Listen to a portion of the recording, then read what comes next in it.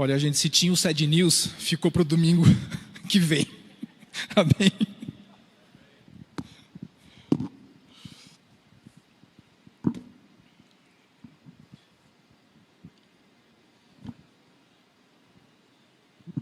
Glória a Deus, queridos. Nós temos hoje uma mensagem profética, não é à toa que nós estamos no culto profético aqui. E eu creio que se você abrir o seu coração e o seu entendimento para aquilo que Deus tem para falar a você, você vai sair hoje daqui, não especificamente com uma chave, mas você vai sair daqui com um propósito e uma direção que eu creio tem poder para mudar a sua vida. Amém? Nós vamos falar sobre a alma que é próspera. A alma próspera. E eu queria, antes de começar a dissertar sobre esse tema, te falar uma coisa que é um fato, e eu queria que você guardasse no seu coração, e não apenas isso, você vai repetir comigo. Você vai repetir assim: o Senhor Deus deseja que eu tenha uma alma próspera. Mais uma vez, o Senhor Deus deseja que eu tenha uma alma próspera. Amém? Porque Ele deseja e Ele não te dá. É isso que nós vamos descobrir hoje. Qual é o nosso papel dentro desse trabalho feito com o Senhor para que nós tenhamos uma alma próspera. Queridos, eu queria convidar vocês a abrir a palavra de Deus na terceira carta do apóstolo João, portanto, 3 João, capítulo 1. Nós vamos ler os versículos 1 e 2. 3 de João, capítulo 1, versículos 1 e 2.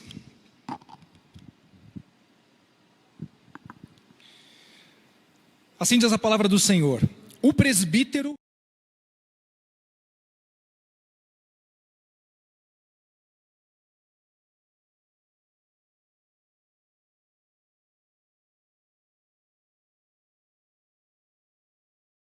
a tua alma. Gente, a terceira carta do apóstolo João é uma carta que foi direcionada a Gaio. A gente entende teologicamente, por tudo que está escrito, que Gaio devia ser algum líder de uma igreja local, um discípulo de João e alguém muito amado, como a gente vê no início dos versículos, porque ele fala sobre o amor pela vida de Gaio muitas vezes. E João, ele elogia o posicionamento de Gaio, especialmente por conta da sua fidelidade à sua liderança e os líderes da igreja, e também especialmente porque ele era uma pessoa hospitaleira. Amém? Eu estou falando, dando essa ênfase à questão da fidelidade, especificamente porque naquele tempo já haviam muitas heresias sendo levantadas dentro da igreja. Haviam pessoas que se intitulavam líderes e resistiam os próprios líderes originais da igreja e falavam uma série de besteiras e heresias. Então, não sei se tem alguma coisa a ver com o tempo de hoje, parece que não mudou muita coisa, né?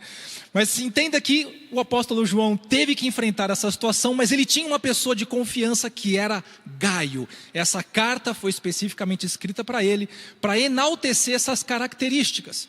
E de tudo aquilo que o apóstolo João está falando ali, uma das coisas que me chamou muito a atenção foi ele declarar: a sua alma, Gaio, é próspera. Porque o desejo de Deus para a minha e para a sua vida é que nós tenhamos uma alma próspera. Você consegue entender o que é alma? Só para a gente fazer um breakzinho aqui. Você é um ser formado por 3 partes. Quem fez o curso Vida Cristã comigo teve esse estudo bem particular. Somos corpo, alma e espírito. Amém? Corpo é essa nossa estrutura física com que nós interagimos com as coisas. O nosso espírito, a nossa identidade eterna, é por onde o Espírito Santo fala conosco.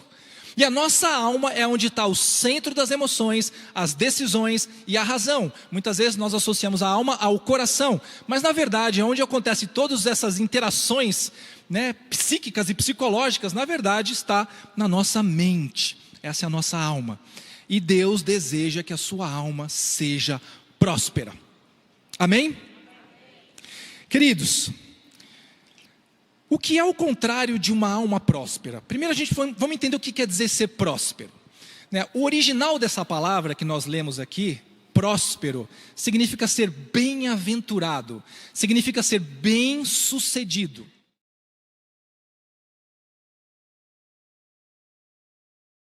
pessoas faziam naquele tempo.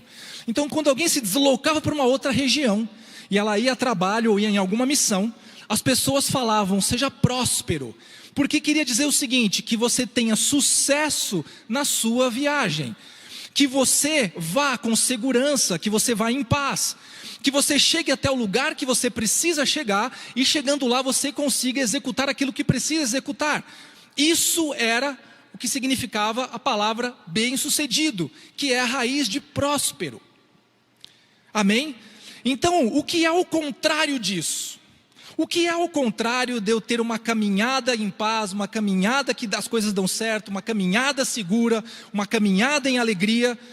É justamente a insegurança, o medo, a intranquilidade, as marcas, prisões e outras coisas que nós carregamos na nossa alma e que podem impedir de nós prosperarmos. Infelizmente, gente, nós vemos muitas pessoas dentro da igreja, não estou falando do mundo, estou falando dentro da igreja, que são pessoas que estão sempre carrancudas, pessoas que estão murmurando, pessoas que parece que o mundo está tudo ruim. Quando vai falar de boas novas, parece que elas têm más novas. Não sei se você conhece alguém assim, mas existe. Esse é o contrário de você ser próspero. Só que eu não estou falando no sentido, gente, de uma crítica às pessoas que estão nessa situação, mas de um alerta, porque é possível mudar essas circunstâncias. Amém? Você está aqui comigo ainda? Glória a Deus. Lá em Provérbios 23:7, diz assim, porque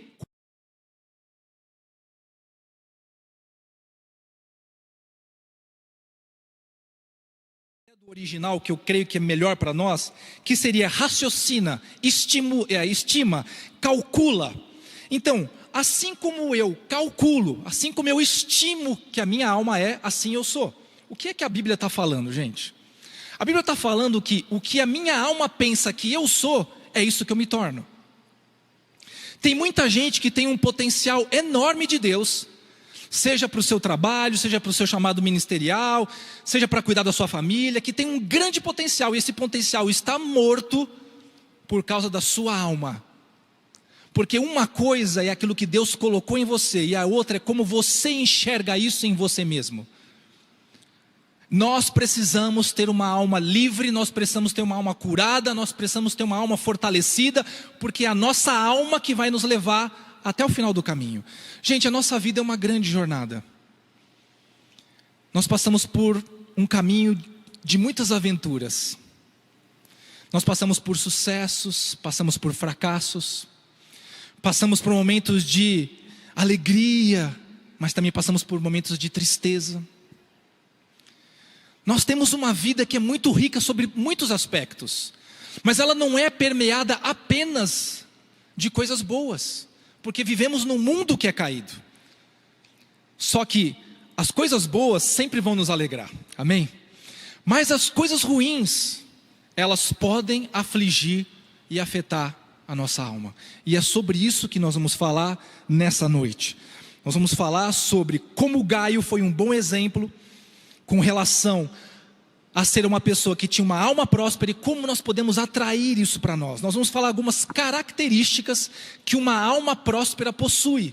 E eu vou contar algumas histórias muito interessantes para você da Bíblia, que eu creio que vão realmente ilustrar de maneira bem intensa. Vamos falar primeiro sobre a fidelidade. É a primeira característica de uma...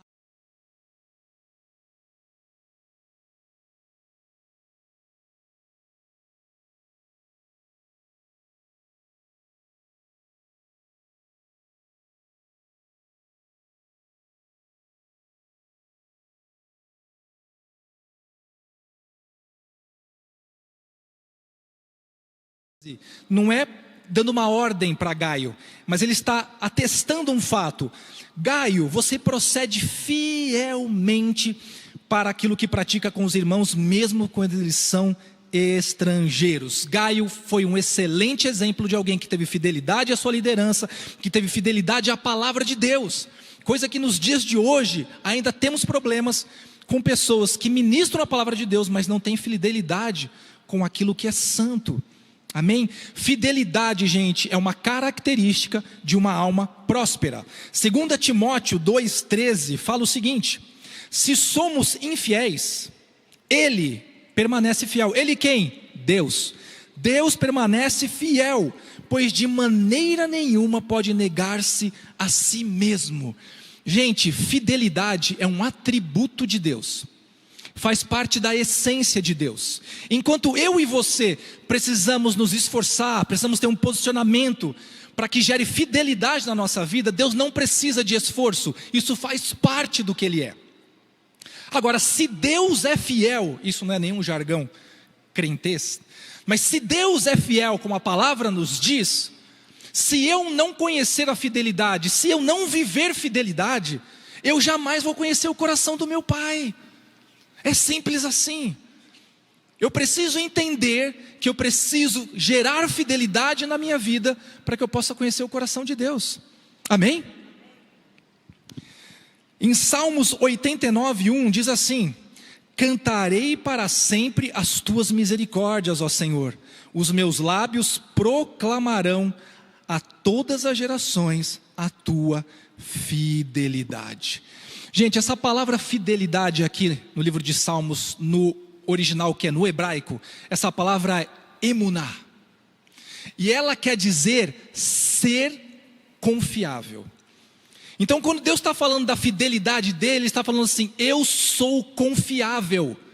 Significa que você pode confiar em mim, eu não vou desprezar você, eu não vou virar as costas para você, eu não tenho planos de sofrimento para você. Significa que Deus tem um plano para você, e é um plano bom. Amém? Confia. Deus está literalmente falando assim: confia em mim. Eu sei que a gente confia em outras coisas, mas Deus está falando especificamente: você precisa olhar primeiro para mim, confia em mim, eu sou confiável. Amém? E essa questão da confiança é bem interessante, né? Já parou para pensar que tem pessoas que confiam, por exemplo, no poder financeiro, que confiam no seu status ou posição, pessoas que confiam na sua inteligência e capacidade. Eu conheci muito crente que antes de tomar uma decisão na empresa, orava a Deus. Mas já conheci crentes também que tem o mesmo Espírito Santo e que antes de tomar uma decisão, simplesmente ignorava o Senhor, ia estudar alguma coisa, ia ver alguém que tinha feito algo similar. Existem aqueles que confiam em carros, como diz a palavra, existem aqueles que confiam em cavaleiros. Nós, porém, faremos menção do nome do Senhor, porque é dele que vem a estratégia, a direção. Amém? E eu não estou, glória a Deus, eu não estou de forma alguma inviabilizando estudos e preparos que nós devemos fazer, mas estou falando que nós precisamos aprender a confiar em Deus. Amém? Agora, você já parou para pensar que tem o outro lado da moeda? Porque Deus está falando que fidelidade é ser confiável. Então é mais do que você confiar nele, é você ser confiável para ele. Você entende a diferença? Não sei se o Vinícius está aí, nosso cinegrafista, que faz parte da nossa célula. Eu queria dar o exemplo dele. Nós temos um casal na nossa célula, o Vinícius e a Aline, e os dois trabalham aqui no ministério. A Aline diaconiza na igreja e o Vini trabalha com a câmera. E ele mandou para nós, acho que foi no finalzinho do domingo, na segunda-feira, né? Um testemunho dele, que ele tinha vindo no Reluz aqui, que foi um evento tremendo. E ele gravou, gente, os 3 cultos. Ele veio no culto das 9 e já emendou direto no das 11. Depois voltou à noite para poder gravar o culto da noite. Eu fiquei pensando assim, nesse domingo, o Vini ficou mais abraçado na câmera do que na esposa dele. Verdade ou não? E aí eu pensei, uma outra coisa interessante, que delícia que deve ser líder do Vini. Porque o Vini não tem salário na igreja, ele é voluntário, ele faz por amor ao Senhor. E ele passou o domingo praticamente inteiro na igreja para servir o Senhor, filmando um evento que alcançou milhares de pessoas. Você precisa, além de confiar em Deus, você precisa ser uma pessoa confiável. E isso é bem diferente. Amém? Eu queria falar sobre essa questão da confiança, de você ser confiável, eu vou contar uma história para vocês de um homem que é fora da curva na Bíblia. E o que eu vou falar aqui, eu falo com temor e com tremor, e isso não é uma crítica, mas apenas constatando um fato que aconteceu na vida desse homem. Quem conhece o profeta Elias? Gente, o profeta Elias viveu coisas tão sobrenaturais com Deus, que eu não sei se um dia a gente vai ter alguma experiência 10% do que ele viveu. Elias, gente, nem morreu, Deus o tomou para si. E como os teólogos falam, e eu também creio, e concordo com isso, quando vier, a grande tribulação e se levantarem as duas testemunhas, que profetizarão para abrir o céu, para fechar o céu, vai sair fogo da boca, eu creio que é Elias que vai estar lá. Então pensa que não é um cara qualquer. Mas Elias passou por um momento na sua vida, gente, que qualquer um de nós poderia enfrentar. Ele experimentou o que eu entendo que seja o maior momento de avivamento que houve em Israel. Acabe e Jezabel. Jezabel era uma Sidônia, era uma estrangeira, casada com o rei Acabe. Ela trouxe para Israel tudo quanto é porcaria, idolatrias, adoração a Baal.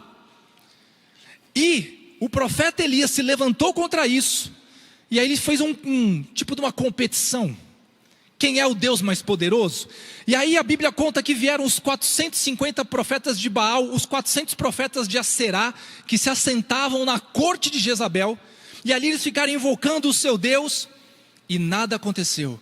E Elias então vem e invoca o Deus vivo, que manda fogo do céu, que consome o holocausto, e há um grande avivamento, e matam todos aqueles profetas, há uma grande vitória em Israel.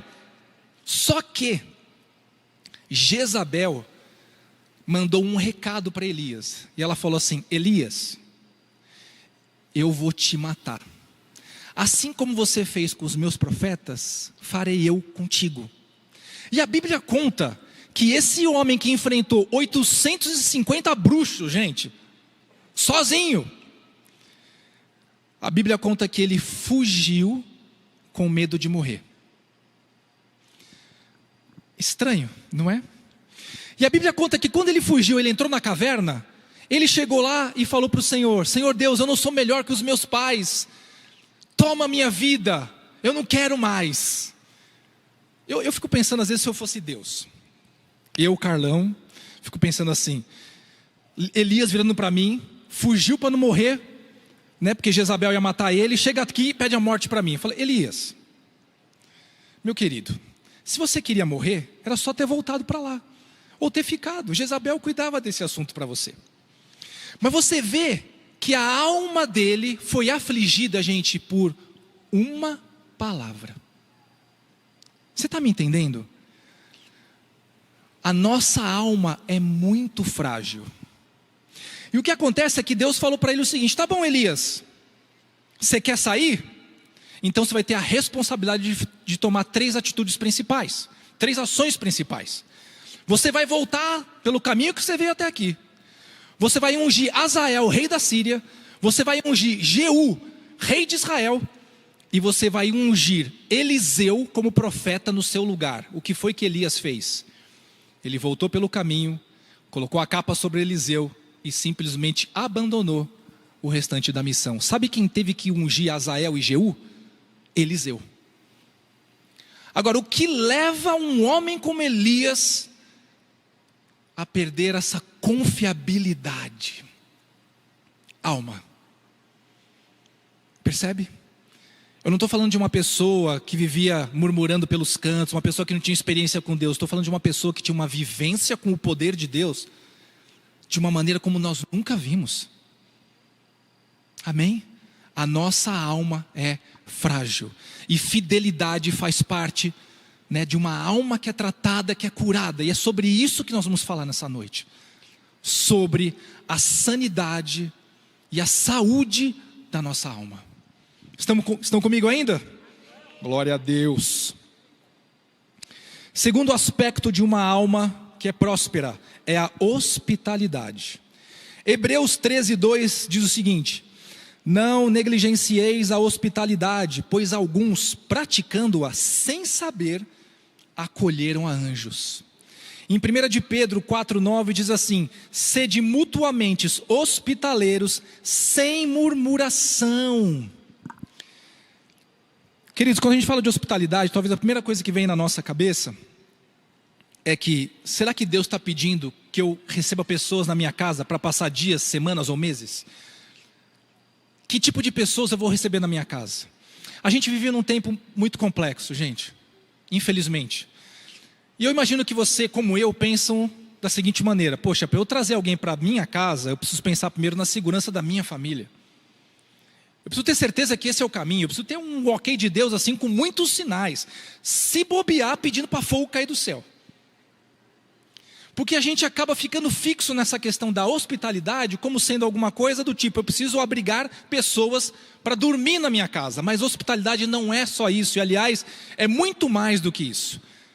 Eu não sei se você sabia que a palavra hospitaleiro é uma palavra formada por duas palavras no grego, que é philo e xenos. Philo, gente, é amigo, e xenos é estrangeiro. Ou seja, fazer de um estrangeiro meu amigo. Em outras palavras, hospitalidade significa amar o estrangeiro. Ah, pastor, agora entendi. Agora ficou muito mais claro. Então quer dizer que eu devo receber pessoas na minha casa que são de outra cidade, de outro estado ou de outra nação. Falei, não, meu querido, não é isso que eu estou falando. O estrangeiro aqui é aquele que é diferente de você. É aquele que não pensa como você. Amém? Nós devemos olhar para o estrangeiro e amar. Para o diferente e amar. E gente, é muito fácil amar quem ama a gente. Mas se você quer exercer hospitalidade, você precisa ter isso dentro do seu coração. Você quer ver uma coisa interessante que a gente pratica, e a gente pratica isso com Deus? Salmos 61:4 diz o seguinte: assista eu no teu tabernáculo para sempre, no esconderijo das tuas asas eu me abrigo. Habite eu no teu tabernáculo. O que é o tabernáculo, gente? A morada de Deus, o lugar de Deus, onde Deus se manifesta. Então, o salmista está falando assim: eu quero habitar na tua casa. E quem aqui não gostaria de habitar na casa do Senhor? Agora, você que habitar na casa do Senhor, Ele diz que te aceita, mesmo você sendo um estrangeiro, porque, gente, nós não somos da mesma essência que Deus. Nós somos pecadores, Ele é santo. Nós somos mortais, Ele é imortal. Então, para Deus, nós somos estrangeiros, somos diferentes. No entanto, a gente quer ser aceito na casa de Deus, mas a gente não quer receber ninguém. A gente quer ser aceito no coração de Deus, mas a gente não quer receber as pessoas no nosso coração. Você quer saber qual é uma das grandes estratégias bíblicas? Eu vou dar o texto para vocês, inclusive, de hospitalidade. Célula. Quantas pessoas aqui frequentam uma célula? Levanta a mão, por favor. Tem bastante gente. Glória a Deus. Se você não sabe o que é uma célula, é um pequeno grupo, uma reunião feita dentro de casa, onde você tem uma proximidade muito maior, que no culto você não tem, porque dificilmente você vai tirar dúvidas num culto, dificilmente o pastor vai descer daqui e orar especificamente com você, especialmente quando a igreja está lotada. Agora, numa casa, tem alguém que vai dar atenção para você, vai estar junto de você, que vai cuidar de você. Você quer saber onde está na Bíblia isso? Atos 2,46. Diariamente perseveravam unânimes no templo. Aqui, ó, reunião onde todo mundo está junto, louvando o Senhor. E partiam o pão de casa em casa e tomavam as suas refeições com alegria e singeleza de coração. Queridos, hospitalidade é uma característica de uma alma próspera. Se você não tem hospitalidade, você precisa sondar o seu coração. Deus espera que você ame o diferente, e não apenas isso. Sabe, para você colocar uma pessoa dentro da sua casa, primeiro você precisa colocá-la dentro do seu coração. Você precisa se importar com ela, você precisa ter empatia. Sabe o que acontece com pessoas que têm o coração machucado, ferido, rejeitado, cheio de marcas do passado, palavras negativas, críticas destrutivas, pecados? Geralmente são pessoas que estão mais preocupadas com o seu bem-estar do que do outro. E para você ser uma pessoa hospitaleira, você tem que olhar para o outro antes de você. Você está me entendendo? Deus deseja que você seja hospitaleiro, porque Deus deseja que você seja próspero. Seja bem-sucedido, tenha uma alma curada, tenha uma alma livre. Eu fico imaginando, gente, um culto das 11 horas, que acho que deve ser o culto mais cheio. Sei lá, devem ter aqui umas 1.500 pessoas. Você imagina que cada uma dessas pessoas, vamos supor que tivessem casais, fossem 750 famílias. E cada uma delas abrisse a sua casa para receber 10 pessoas. E depois que essas pessoas fossem recebidas, tratadas, acomodadas, aconselhadas, amadas, tratadas, elas abrissem suas células daqui 2, 3 anos. Queridos, se nós tivéssemos essa visão de hospitalidade, nós faríamos uma revolução no Brasil em poucos anos. Sabe por que não acontece? Porque nós não queremos abrir a nossa casa, não queremos abrir o nosso coração. Gente, abrir a nossa casa é abrir a nossa intimidade. Eu me lembro que tinha pessoas que falavam assim: mas pastor, e se roubarem alguma coisa da minha casa? Eu falei: meu querido, faça o seguinte, se tem alguma coisa que te preocupa, guarda no lugar onde ninguém tem acesso, e amém. Não, mas pastor, eu coloquei um tapete branco na sala, sabe que cor que esse tapete vai ficar? Eu falei: meu irmão, então você já fez de caso pensado. Você comprou o tapete branco para não fazer a célula. Compra um tapete cinza. O máximo que vai acontecer é ele ficar cinza escuro. Gente, o que é nosso tem que estar à disposição de Deus. Eu e a minha princesa, nós fazemos célula há mais de uma década. O que a gente já teve de experiências tremendas com Deus, de manifestar o amor de Deus, de ver pessoas curadas e tratadas, milagres acontecendo. A nossa célula foi chamada por muito tempo célula de milagres. Tinha gente que chegava lá, que queria engravidar, fazendo tratamento e não conseguia, engravidava. Teve gente que saiu da célula porque estava desempregado, arrumou um emprego que era no dia da célula. Amém, né? Vai no culto pelo menos. Você está me entendendo? Nós precisamos ter um coração sensível e que tenha empatia com as vidas. Você precisa ser uma pessoa hospitaleira a começar do seu coração. Amém? Glória a Deus. Uma alma batida, ela não tem abertura para os outros entrarem. Uma alma presa, ela não atende às necessidades dos outros, mas a si mesmo. Mas uma alma livre, essa sim, é um instrumento de Deus e prospera.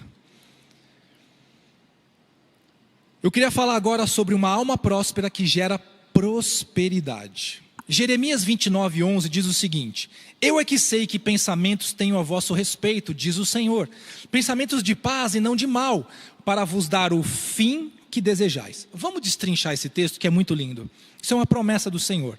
Então Deus começa falando o seguinte: eu é que sei que pensamento tenho a vosso respeito. Eu é que sei, você não sabe, mas eu sei. E eu quero compartilhar com você o pensamento que eu tenho. Então Deus está falando assim. E aí ele continua falando assim: pensamentos de paz e não de mal. E quando a gente lê no português a palavra paz, tem o sentido para nós de ausência de guerra, ausência de conflito. Mas não sei se você sabia que essa palavra paz no original chama-se shalom.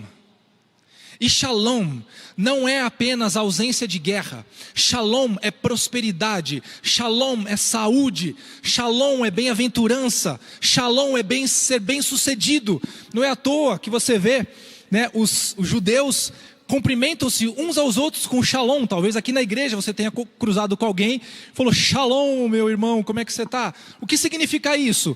Que ele está declarando sobre a sua vida a prosperidade que vem de Deus. Amém? Prosperidade que vem de Deus. Então, quais são os planos de Deus para mim e para você? Shalom. Meus pensamentos são de shalom. Para quê? Para dar o fim que desejais. Olha que coisa tremenda. Quando Deus fala para dar o fim que desejais, Ele está colocando na nossa mão a responsabilidade. Ele está falando assim: para que você alcance o fim que você quer.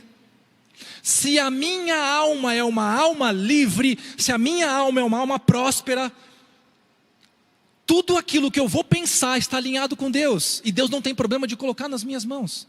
O problema é quando a minha alma tem problemas. Problemas relacionais, marcas. Tem pessoas que são amargas, tem outras que são cítricas, tem outras que são amargas e cítricas ao mesmo tempo. É verdade, gente. Tem coisa que é até difícil de discernir qual que é a situação ali. Amém? Deus quer que você tenha uma alma livre, uma alma que prospera, uma alma que entende o que é prosperidade. E uma das coisas que a gente precisa falar sobre a prosperidade é que muitas pessoas se enganam pensando que prosperidade é ser rico financeiramente. E prosperidade não é você ser rico financeiramente, e também não é você ser pobre financeiramente. Prosperidade está ligado em ser bem-sucedido, ser realizado, gente. Quantas vezes você acordou de manhã, chegou na frente do espelho, olhou para aquela pessoa ali, aquela pessoa bela que está, refletindo ali. Uau, glória a Deus pela sua vida.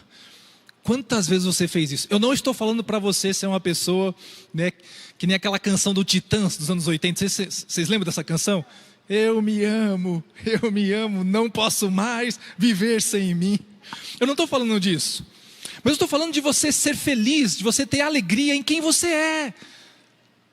Tem muita gente que não se alegra com o que é. Está tentando mudar tudo, menos o que precisa. Pastor, o meu sonho era ser o Elon Musk. O cara é trilionário. Falei, meu querido, eu não queria ser o Elon Musk nunca. Eu amo ser o Carlão.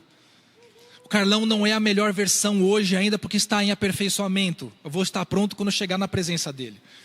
Mas eu não queria ser ninguém. Não, pastor, veja bem.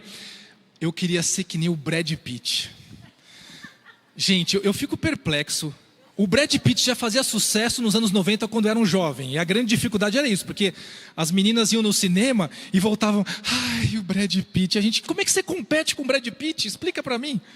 É impossível. E o cara mesmo depois de, não vou falar velho, porque ele é um pouquinho mais velho que eu, talvez. O cara já tem uma idade, ele continua arrancando suspiros. Eu não entendo um negócio desse. Acho que ele passou umas 5 vezes na fila da beleza e deixou nós para trás. Queridos, brincadeiras à parte. Você precisa encontrar alegria em ser quem você é. Eu não sei se alguém te falou isso antes, mas você é a exata expressão do amor de Deus. Amém? Glória a Deus. Você não tem mais altura ou menos altura do que você deveria. Se o seu cabelo é liso ou ele é crespo, se ele é curto ou é longo, não importa. Eu sei que tem coisas que a gente pode cuidar do nosso corpo que são importantes para a saúde da gente, amém? Mas tem muita gente que está fazendo uma série de cirurgias e operações aí para mudar tudo. E às vezes eu vejo umas coisas que eu falo, meu Deus. No encontro, quando eu ministro sobre essa questão, eu contava de um caso de um cara que ele tinha um desvio tal de alma que ele fez uma operação para ficar parecido com um ET. Eu fico imaginando, o cara gastou, sei lá, $500 mil para fazer uma operação que ficasse mais parecido com um ET. Sendo que ninguém nunca viu um ET. ET é só aquilo que as pessoas colocam lá, a gente nem sabe. Não sabe nem se existe. Amém? Você precisa amar aquilo que Deus fez na sua vida. Porque senão a sua alma vai ser uma alma atormentada, vai ser uma alma triste, vai ser uma alma carregada. E esse não é o projeto de Deus para você. João 10:10 diz o seguinte: eu vim para que tenham vida e a tenham em abundância. A pergunta que não quer calar: por que eu não vivo uma vida abundante? Se Jesus disse, eu vim para que vocês tenham uma vida plena, repleta. Pastor, eu não estou vivendo essa vida. Por quê? Não é porque Deus não está abençoando você, não é porque Deus não te ama, não é porque Deus não tem as condições para você. É porque você está trazendo coisas na sua alma que você precisa tirar, precisa entregar. Amém? Eu vou contar para vocês uma última história de um homem que teve uma vitória estrondosa, mas pagou um altíssimo custo por causa da sua alma. Vou falar sobre o juiz Jefté. Pastor, esse juiz está onde? É do Supremo? É do... Queridos, não é juiz daqui, é o juiz do livro de Juízes, amém? Jefté. A Bíblia fala que Jefté era filho de Gileade. E a Bíblia relata o seguinte: homem valente, porém, vírgula, filho de uma prostituta. O que acontece é que ele cresceu, os seus meio-irmãos cresceram. Seus meio-irmãos eram filhos da mulher da aliança de Gileade, o pai de Jefté. E quando eles cresceram, eles viraram para Jefté e falaram assim: Jefté, você não é filho da nossa mãe, você não é da nossa família, você é um cara de fora. Você não vai herdar aquilo que nós vamos herdar. E eles tiraram Jefté, expulsaram. A Bíblia fala que Jefté fugiu da presença deles. Isso chama-se rejeição. E a Bíblia fala que quando ele fugiu da presença dos irmãos, uns homens levianos se juntaram a ele. Percebe como uma alma problemática atrai pessoas problemáticas? Gente, a gente como pastor, quando a gente faz aconselhamento, quando a gente analisa situações, parece que é tipo um clássico. Você vê, pessoas que têm uma alma enferma atraem pessoas que têm uma alma enferma, para o enfermo andar com o enfermo. Só que, gente, Jefté fugiu da presença de todos ali e houve uma confusão, uma guerra. Os filhos de Amon começaram a invadir Gileade. E aí o povo foi atrás de quem? De Jefté. E Jefté fala assim: ó, vocês me expulsaram da presença de vocês e agora vocês me chamam para defender vocês? Olha a mentalidade de alguém que tem uma alma que tem problemas, uma alma enferma. Lá em Juízes 11, versículo 9. Então Jefté perguntou aos anciãos de Gileade: se me tornardes a levar para combater contra os filhos de Amon, e o Senhor nos der a mim, então eu vos serei por cabeça? Você quer saber qual é um sinal de alguém que tem uma rejeição no seu coração muito grande? Precisa aparecer.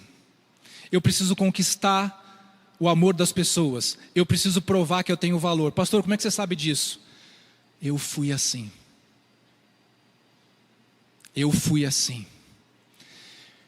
Quando o pastor Daniel e a Mariana assumiram a rede de jovens, estou falando isso lá nos idos de 2003, 2004, eu era um jovem lá. Eu me lembro de muitas vezes que o pastor Daniel vinha orar por nós. E ele me chamava no canto e falava: Carlão, Deus está curando essa rejeição no seu coração. Por causa disso, gente, eu tomei muitas decisões equivocadas. Por causa disso, eu fiz muita coisa errada.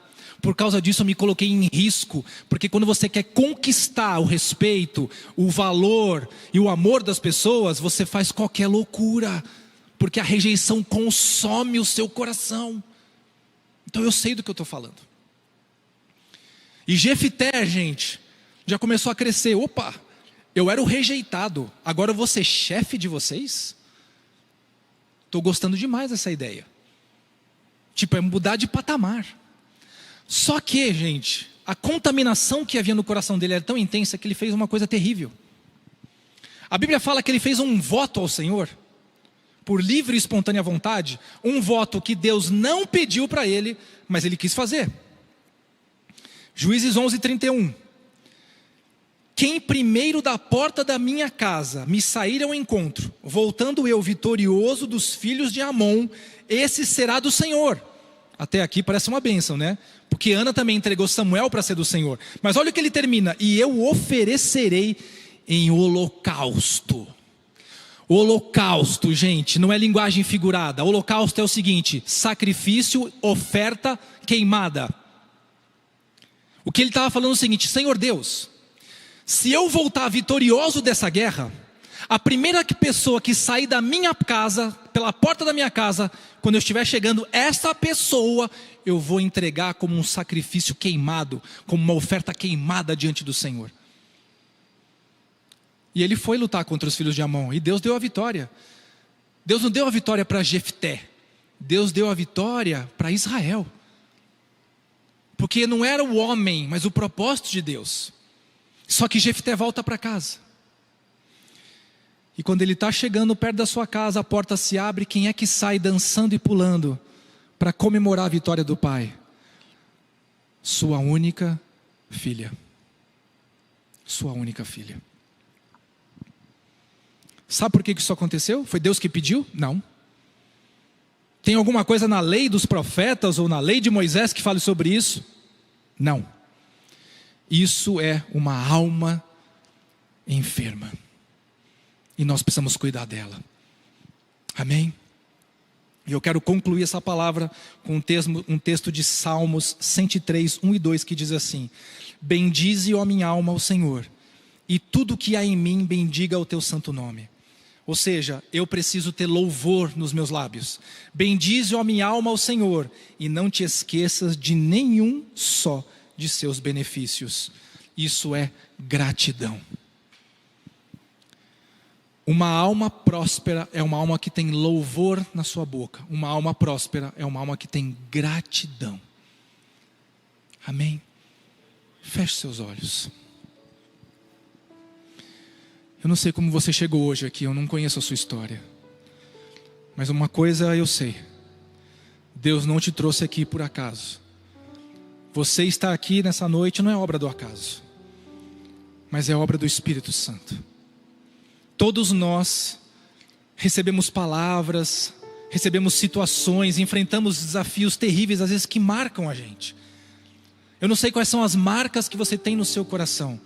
Eu não sei quais são os pesos que você carrega. Eu não sei exatamente aquilo que consome o seu interior. O que está te brecando? O que é uma âncora te segurando para você avançar? Eu não sei. Mas uma coisa eu sei: o nosso Deus tem cura e restauração para a nossa alma. Jesus Cristo primeiro foi afligido no Getsêmani. Lá a sua alma foi moída, para que depois o seu corpo fosse. E tudo aquilo que Jesus passou, Ele passou para que você tivesse uma alma livre. Nós temos muitas coisas que ajudam. Nós temos terapeutas, psicólogos, aconselhamento, pastores. Mas a verdade é que somente uma pessoa tem real poder para mudar a nossa história e tratar com a nossa alma. E o nome dele é Jesus Cristo de Nazaré. Eu não sei se você já fez talvez uma oração antes entregando a sua vida para o Senhor, mas você entregou, mas não entregou. Talvez você veio por impulso, ou talvez você nunca tenha feito uma oração entregando a sua alma para o Senhor e falando: Senhor, me ajuda com a minha alma, eu preciso de cura, eu preciso de restauração. Se você nunca fez uma oração como essa, ou se você nunca entregou a sua alma dessa maneira, não vou nem pedir para você levantar a mão, eu queria que você viesse aqui na frente, em nome de Jesus. Se tem alguém assim ainda, aqui neste lugar, não olhe para o lado, não olhe para frente ou para trás. Esse momento é seu e do Senhor. Aleluia, Jesus. Aleluia. Amém. Então agora eu quero falar com você que entrou aqui hoje e carrega uma alma pesada. Parece que nada dá certo. Tem aquela expressão, né? Parece que quanto mais você ora, mais assombração aparece. Mas não é o problema das coisas à sua volta, é o problema da sua alma. E você quer começar um tempo novo na sua vida. Eu queria que você levantasse do seu lugar, onde você está, que eu quero orar com você. Toda a rejeição que você recebeu, toda a palavra negativa, talvez você tenha sido rejeitado no ventre da sua mãe pelos seus pais. Talvez você é criticado de dia e de noite por pessoas que você ama. Talvez você tenha tantas machucaduras de relacionamentos no profundo do seu ser que você não consegue ser livre. Você não consegue ser livre. E o Senhor quer tratar a sua alma hoje. Ele quer passar um bálsamo em você. Ele quer mostrar para você quão importante você é. Você não precisa conquistar o amor de ninguém. Você já tem o amor de Jesus. Você já tem o amor de Jesus. Amém? Levante a sua mão para o alto. Repita assim comigo: Senhor Jesus, eu me aceito como parte do teu plano. Eu sou a expressão daquilo que o Senhor queria que eu fosse. Mas a minha alma é dolorida. A minha alma carrega pesos. A minha alma carrega dores. E eu quero te entregar nessa noite, Senhor.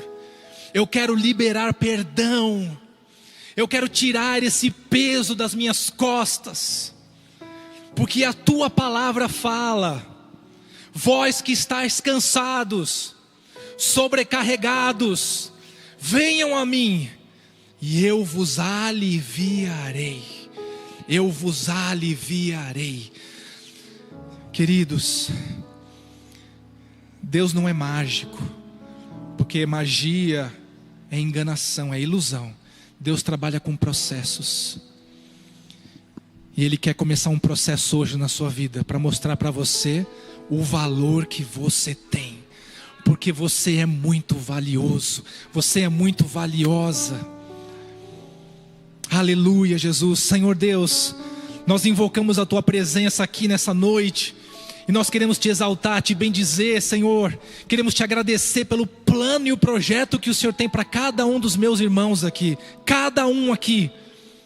Cada um aqui, Senhor Deus, foi feito para brilhar a sua glória.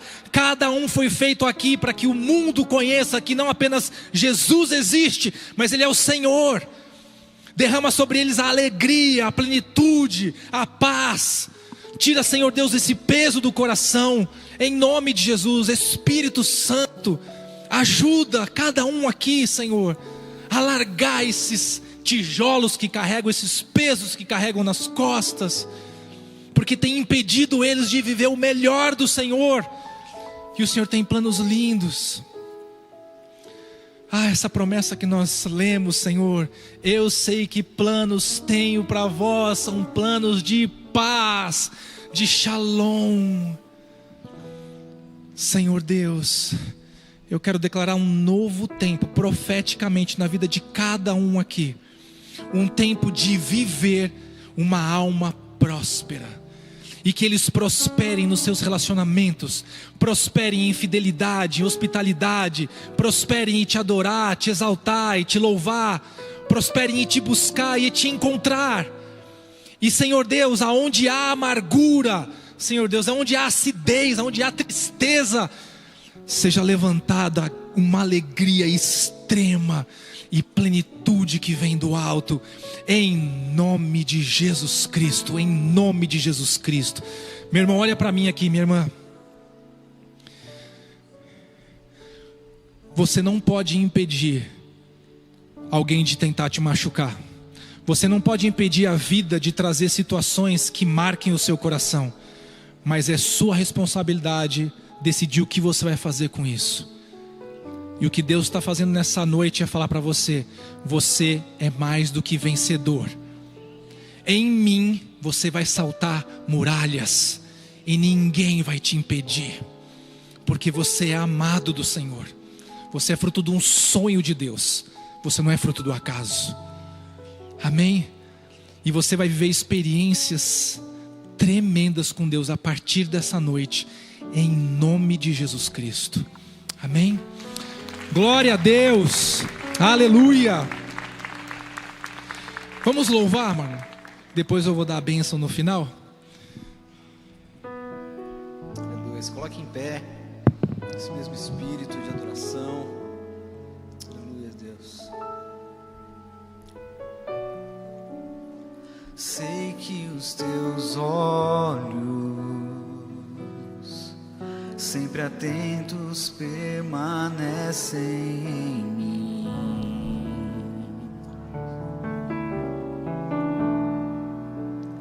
E os teus ouvidos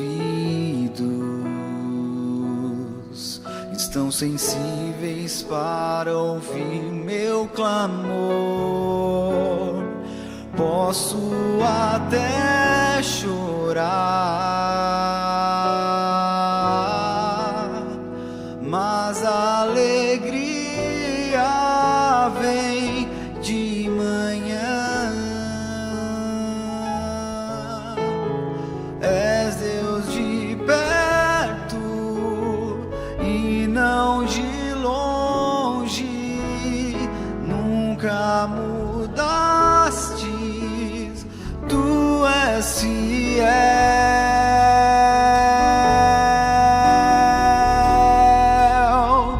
Deus de aliança, Deus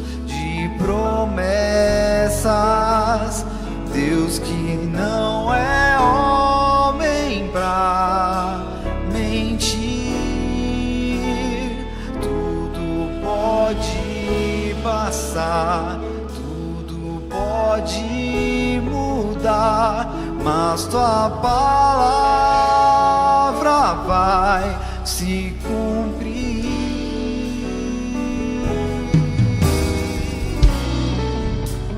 Sei que os teus olhos,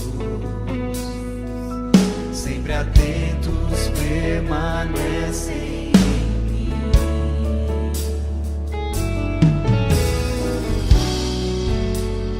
E os teus ouvidos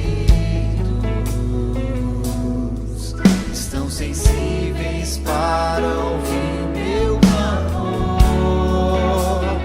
Posso até chorar, mas a alegria vem, Senhor. Mas a alegria vem de manhã. És Deus de perto e não de longe.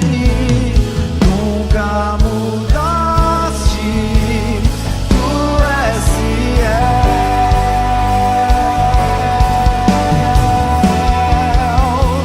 Deus de aliança, Deus de promessas, Deus que não é homem pra mentir.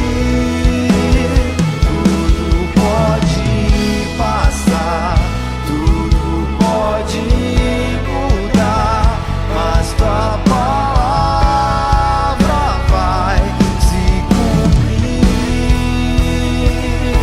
Declara assim: posso enfrentar o que for, eu sei quem luta por mim. Seus planos não podem ser frustrados.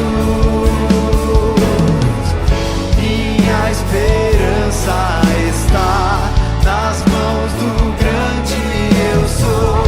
Meus olhos vão ver o impossível acontecer. Deus de aliança, Deus de promessas, Deus que não é homem pra mentir. Tudo pode passar, tudo pode mudar, mas tua palavra vai se cumprir.